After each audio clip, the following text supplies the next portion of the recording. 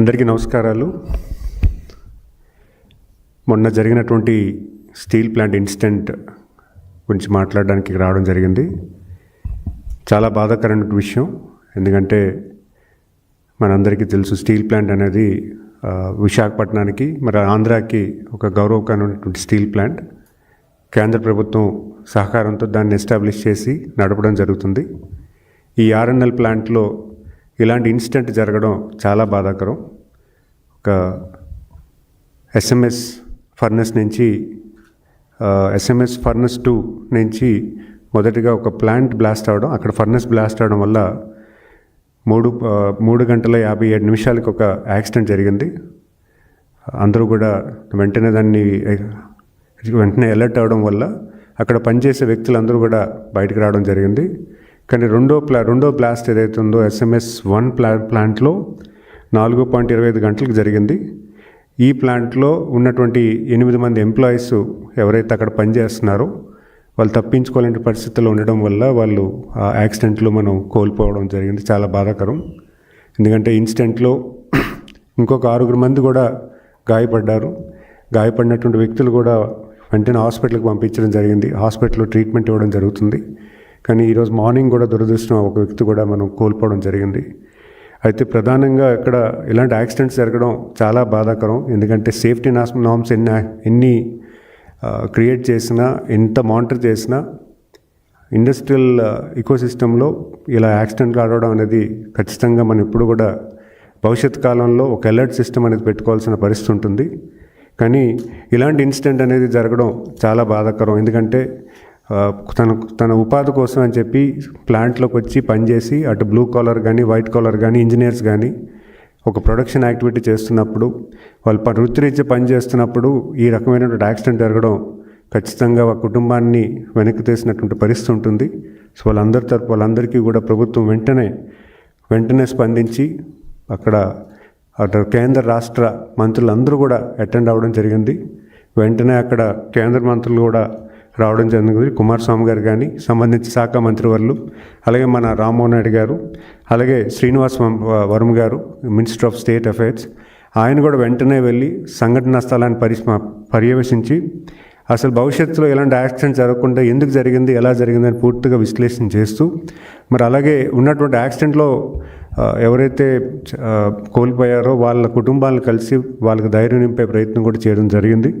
మరి అలాగే నిన్న మా యువ నాయకులు నోరెక్ లోకేష్ గారు కూడా వెంటనే మార్నింగ్ వెళ్ళి అక్కడ ప్లాంట్ ఇన్సిడెంట్ని మానిటర్ చేసి అసలు ఎందుకు ఇలా జరిగిందని కంప్లీట్గా అబ్జర్వ్ చేసి కొంత నాలెడ్జ్ఫుల్ తెచ్చుకొని అసలు గవర్నమెంట్ ఇటువంటి చర్యల్లో ఏ రకమైన చర్యలు తీసుకోవచ్చన్నది కూడా ఒక పర్యవేక్షణ యాక్టివిటీ చేయడంతో పాటు అక్కడ ఉన్నటువంటి ఎవరికైతే నష్టం జరిగిందో ఆ కుటుంబాలకు కూడా ధైర్యం నింపే ప్రయత్నం కూడా చేయడం జరిగింది. మనం చూసుకుంటే అటు పవన్ కళ్యాణ్ గారు కూడా నిన్న సందర్శించి హాస్పిటల్కి వెళ్ళడం జరిగింది. హాస్పిటల్లో ఉన్నటువంటి పేషెంట్స్ని మాట్లాడడం జరిగింది, లోకేష్ గారు కానీ పవన్ కళ్యాణ్ గారు కానీ. అలాగే ఈ ఇన్సిడెంట్ గురించి పూర్తిగా విశ్లేషణ కూడా చేయడం జరిగింది. అసలు ఎటువంటి యాక్సిడెంట్స్ భవిష్యత్ కాలంలో ఏ రకంగా మనం కార్యరూపం చేస్తే ఖచ్చితంగా మనం దీన్ని టైటన్ చేయొచ్చు, అసలు ప్రభుత్వ విధానాల్లో ఏ రకంగా మనం కట్టడి చేయాలి, అలాగే దీని మీద ఈ యాక్సిడెంట్ మీద కంప్లీట్ రిపోర్ట్ కూడా అడగడం జరిగింది. అసలు ఎందుకు జరిగింది, ఎలా జరిగింది, ఎటువంటి మానిటరింగ్ సిస్టమ్ ఫెయిల్యూర్ వల్ల ఈ యాక్సిడెంట్ జరిగిన దాని మీద కూడా ఒక డీటెయిల్ అబ్స్ట్రాక్ట్ కూడా ఇవ్వమని చెప్పి ప్రభుత్వం కోరడం జరిగింది. ఖచ్చితంగా ప్రభుత్వం దానికి ఒక కమిటీ వేసి ఆ కమిటీలో ఉన్నటువంటి నిజ నిర్ధారాలు కూడా తీసుకొచ్చే ప్రయత్నం కూడా అటు కేంద్ర రాష్ట్ర ప్రభుత్వాలు చేస్తుంది. అయితే ఈరోజు ఇప్పటికే మనకి కేంద్ర మంత్రివర్యులు కుమారస్వామి గారు వచ్చి అలాగే మన రాష్ట్ర ప్రభుత్వం నుంచి కానీ కేంద్ర ప్రభుత్వం నుంచి కానీ ప్రతి నష్టపోయినటువంటి కుటుంబాన్ని కూడా కొంత ఆర్థిక సాయం వెంటనే ఇవ్వాలని చెప్పి చెక్స్ కూడా ఇవ్వడం జరిగింది. ఒక 25 లక్షల వరకు ఇవ్వడం జరిగింది.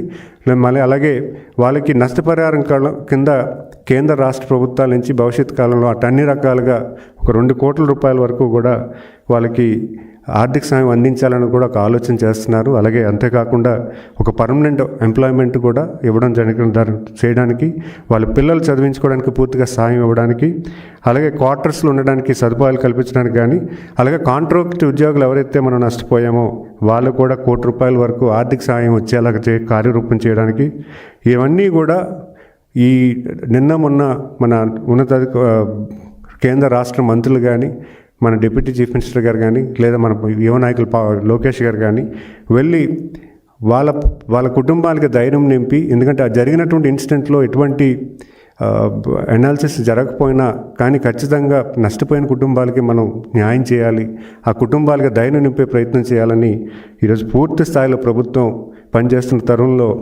ఈరోజు ప్రతిపక్ష పార్టీ నాయకులు, గొడ్డల పార్టీ నాయకులు జగన్మోహన్ రెడ్డి గారు ఈరోజు ఖచ్చితంగా ఒక అపోజిషన్ పార్టీ ఉన్న వ్యక్తి ఖచ్చితంగా వెళ్ళి వాళ్ళకి ధైర్యం నింపాలి, కానీ ఒక ఆరోపణలు చేయడం అనేది చాలా బాధాకరం.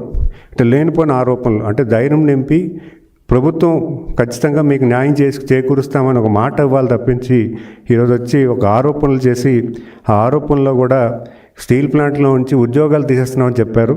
అసలు ఇప్పటివరకు ఒక్క ఉద్యోగం కూడా తొలగించలేదనే విషయాన్ని నేను తెలియజేసుకుంటున్నాను. అలాగే కేంద్ర ప్రభుత్వం వచ్చినటువంటి 1140 కోట్లని ఇతర అవసరాలకు మళ్లింపు చేశారని చెప్తున్నారు. పూర్తిగా మా దగ్గర ఆధారాలు ఉన్నాయి. దీంట్లో క్యాపిటల్ షేర్ వచ్చి 1140 కోట్లు. ఈ 1140 కోట్లు కూడా వాళ్ళు ఏంటి ఖర్చు పెట్టారనేది పూర్తిగా వివరాలు ఇవ్వడం జరిగింది. ఏదైనా లోన్స్ క్లోజ్ చేయాలన్నా, ఏదైనా అంటే పెండింగ్ పేమెంట్స్ ఏమన్నా దాన్ని క్లోజ్ చేయడానికి క్యాపిటల్ షేర్ కింద 1140 కోట్లు ఇవ్వడం జరిగింది. అలాగే ఈక్విటీ షేర్ కింద 10,300 కోట్లు ఇవ్వడం జరిగింది. ఈ 10,300 కోట్లు కూడా 4,000 కోట్లు రా మెటీరియల్ ప్రొక్యూర్మెంట్కి, 5,000 కోట్లు మీకు ప్లాంట్కి అప్గ్రేడేషన్కి, మళ్ళీ ఆపరేషన్స్ తీసుకురావడానికి ఖర్చు పెట్టడం జరిగింది. ప్రతి రూపాయిని కూడా ప్లాంట్ని వినియోగంలో తీసుకురావడానికి యూటిలైజ్ చేయడం జరిగింది. మనందరికీ తెలుసు, గత ప్రభుత్వ పాలనలో కేవలం 30% మాత్రమే స్టీల్ ప్లాంట్ ఆపరేషన్స్లో ఉంది. ఇప్పుడు 95% ఆపరేషన్స్కి వచ్చిందంటే ఖచ్చితంగా ఈ ఇచ్చినటువంటి ఈ ఫండ్ ఏదవుతుందో కేంద్ర ప్రభుత్వం వచ్చినటువంటి 1140 కోట్లు పూర్తిగా దాన్ని యూటిలైజ్ చేసి దాన్ని ఆపరేషన్స్ తీసుకురావడానికి పూర్తిగా సక్సెస్ అయిందని చెప్పుకోవడానికి నేను ఎటువంటి సందేహం లేదు. మరి అలాగే ఈరోజు చూసుకుంటే 6 లక్షల టన్నులు ఈరోజు ఉత్పత్తిలో కూడా వెళ్ళిపోయింది ప్లాంట్. అంటే ఖచ్చితంగా ఈ ఫండ్ అంతా కూడా ఇట్లే ఇవ్వబట్టే ఈరోజు స్టీల్ ప్లాంట్ మళ్ళీ రివైవ్ అయిందని సంగతి నేను చెప్పుకుంటున్నాను. మరి అలాగే ఎల్జీ పాలిమర్స్కి ₹1 కోటి ఇచ్చామని చెప్పడం జరిగింది. ₹1 కోటి అనేది ఆయన ఎల్జీ పాలిమర్స్ అనేది చాలా పెద్ద యాక్సిడెంట్. ఆ యాక్సిడెంట్లో చాలా విషాదమైనటువంటి సిచ్యువేషన్. వచ్చినటువంటి ఎల్జీ పాలిమర్స్లో వచ్చినటువంటి గ్యాస్ వల్ల చాలామంది ఇబ్బంది పడ్డారు, ఎన్నో కుటుంబాలు అనారోగ్య పాలయ్యారు. మరి అలాగే చనిపోయినటువంటి వ్యక్తుల్లో కూడా 12 మంది చనిపోయారు. ఎవరికి కూడా ఎటువంటి సాయం కూడా పూర్తి స్థాయిలో ఆయన ఇవ్వలేదని సంగతి కూడా నేను తెలియజేసుకుంటున్నాను. 12 మంది చనిపోయినటువంటి 12 మందిలో కూడా 3 మాత్రమే ఆయన ఆర్థికంగా ₹1 కోటి ఇచ్చారు. అది కూడా ప్రభుత్వం నుంచి ఇవ్వలేదు, ఆ కంపెనీ నుంచి ఎల్జీ పాలిమర్ కంపెనీ నుంచి ఆయన వసూలు చేసి ఇవ్వడం జరిగిందనే విషయం కూడా తెలియజేసుకుంటున్నాను. మరి అంతేకాకుండా ఎల్జీ పాలిమర్స్లో అనారోగ్య పాలైనటువంటి వ్యక్తులకి అక్కడ హాస్పిటల్ కట్టిస్తామని కూడా మాట ఇచ్చారు ఆయన. ఆ హాస్పిటల్ కూడా ఇప్పటివరకు ఆ ప్రభుత్వంలో ఎటువంటి చర్య కూడా తీసుకోలేదని సంగతి తెలియజేసుకుంటున్నాను. మరి ఈరోజు వచ్చి ₹1 కోటి ఇస్తున్నానని మాట్లాడడం ఎంతవరకు కరెక్ట్ అని కూడా నేను ప్రశ్నిస్తున్నాను. ఎందుకంటే ఈరోజు మీరు ఖచ్చితంగా భరోసా ఇవ్వచ్చు, కానీ వచ్చి వెంటనే మా ప్రభుత్వం వస్తే ₹1 కోటి ఇస్తాం అంటున్నారు. మీకు ఇచ్చినటువంటి అవకాశంలో ఇలాంటి ఇన్సిడెంటే ఎల్జీ పాలిమర్స్లో జరిగింది. ఎన్నో కుటుంబాలు అటు అనారోగ్య పాలయ్యారు, అలాగే యాక్సిడెంట్లో కూడా ఇబ్బంది పడ్డారు. చనిపోయినటువంటి వ్యక్తులకి, ఫ్యామిలీలకి మీరు ఎటువంటి ధైర్యాన్ని ఇచ్చారనే సంగతి కూడా ఒకసారి మీకు మీరే గుర్తు చేసుకోండి. ప్రజలందరూ కూడా గమనిస్తున్నారు. ఎందుకంటే ఆ రోజు 12 మంది చనిపోతే కేవలం 3 మాత్రమే మీరు ₹1 కోటి ఇవ్వడం జరిగింది. అది కూడా మీ గవర్నమెంట్ ఆఫ్ ఆంధ్రప్రదేశ్ నుంచి ఇవ్వలేదు, మీరు ఆ ఇండస్ట్రీస్ నుంచి ₹1 కోటి తీసుకొని ఇక్కడ ఇవ్వడం జరిగింది. అంతేగాని ఈరోజు వచ్చి మా ప్రభుత్వం వస్తే ₹1 కోటి ఇస్తాము, ₹2 కోట్లు ఇస్తామని చెప్పడం ఎంతవరకు కరెక్ట్ అనే సంగతి కూడా మీకు మీరే ప్రశ్నించుకోవాలని తెలియజేసుకుంటున్నాను. ఈరోజు ఈ ఇన్సిడెంట్ అయిన వెంటనే ఇప్పుడు జనరల్గా మీ ప్రభుత్వంలో ఇన్సిడెంట్ జరిగితే మీరు ఎయిర్పోర్ట్లో మీటింగ్లు పెట్టుకుంటారు. ఆ ఎయిర్పోర్ట్లో మీటింగ్ చెప్పుకొని ఉన్నటువంటి ఇబ్బంది పడినట్టు ఫ్యామిలీస్ని ఎయిర్పోర్ట్కి తెప్పించుకున్నారు. ఈరోజు సంఘటనా స్థలానికి మా నాయకులు అందరూ వెళ్ళారు. ఈరోజు మంత్రులు కానీ, కేంద్ర మంత్రులు కానీ, రాష్ట్ర మంత్రులు కానీ, మా యువ నాయకులు కానీ, లోకేష్ గారు కానీ, లేదా మా deputy chief minister Pavan Kalyan గారు కానీ ప్రజల దగ్గరికి వెళ్ళి వాళ్ళకి ధైర్యం నింపుతున్నారు. మీరు గత ప్రభుత్వంలో మీరు హయాంలో ఇలాంటి ఇన్సిడెంట్ జరిగితే మీరు ఎలా వ్యవహరించారు? ఈరోజు ఈ ప్రభుత్వం ప్రజల దగ్గరికి వెళ్ళి ప్రజలకి ధైర్యం నింపే ప్రయత్నం కూడా చేస్తున్న విషయాన్ని మీకు తెలియజేసుకుంటున్నాను. ఎందుకంటే మంగళవారం రాత్రి డైరెక్ట్గా వాళ్ళ అకౌంట్స్కి 25 lakhs డైరెక్ట్ ఎవరైతే ఈ ఇన్సిడెంట్ వల్ల నష్టం చేకూర్చుందో చనిపోయినటువంటి ఫ్యామిలీస్కి 25 lakhs ఇవ్వడం కూడా గమనించాలన్న సంగతి కూడా తెలియజేసుకుంటున్నాను. మరి అలాగే ప్లాంట్ నేనే పరిరక్షించాను, నేను అసెంబ్లీలో తీర్మానం చేశాను, 2 సార్లు లెటర్స్ రాశానని చెప్పారని చెప్తున్నారు. వాస్తవానికి మీకు ఇచ్చిన 5 ఏళ్ళ కాలంలో మీరు ఎందుకు POSCO south Korean steel plant కంపెనీకి ఇక్కడ గ్రీన్ స్టీల్ ఇండస్ట్రీ పెట్టాలని ప్రతిపాదన గురించి ఎందుకు మాట్లాడడం జరిగింది, ఎందుకు MOU చేసుకోవడం జరిగింది? ఎందుకంటే మీరే చెప్పారంటున్నారు, నేను ఆల్రెడీ ఒక అసెంబ్లీలో తీర్మానం చేశానని చెప్తున్నారు, 2 సార్లు కేంద్ర ప్రభుత్వం రాశానని చెప్తున్నారు. కానీ మీరు నాన్ బైండింగ్ MOU అనేది పోస్కో అని ఒక steel plant, south Korean steel ప్లాంట్తో మీరు ఎందుకు MOU చేసుకున్నారు? ఇక్కడ ఇదే ప్లేస్లో గ్రీన్ స్టీల్ ఇండస్ట్రీ పెట్టడానికి ఎలా ప్లాన్ చేశారు అనేది నెంబర్ 1 క్వశ్చన్. నెంబర్ 2, విశాఖపట్నం కేంద్రంగా రాజధానిగా తయారు చేద్దామన్న ఆలోచనతో ఈ స్టీల్ ప్లాంట్లోనే రాజధాని కట్టాలన్న ఆలోచన మీరు ప్రస్తావించారా లేదా? అది నెంబర్ 2. అది కూడా మీరు ఒకసారి గుర్తు చేసుకోవాలి. మీరు నిజంగా స్టీల్ ప్లాంట్ పరిరక్షించాలన్న ఆలోచన ఉంటే ఈ రెండు ప్రస్తావనలు ఎందుకు జరిగావి అనేది మీకు మీరుగా ప్రశ్నించాలి. ప్రజలందరూ కూడా గమనిస్తున్నారనే సంగతి కూడా చెప్పుకుంటున్నాను.